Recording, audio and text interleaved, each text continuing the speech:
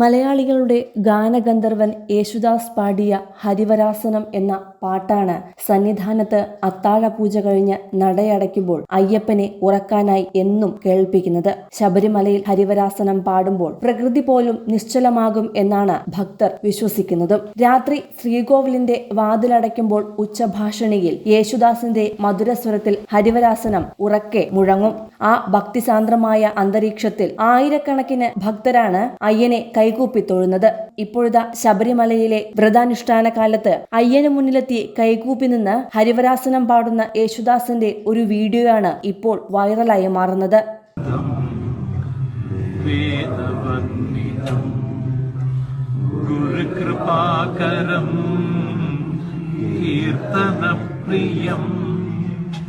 ഹരിഹരാത്മജം ദേവമാശ്രയേ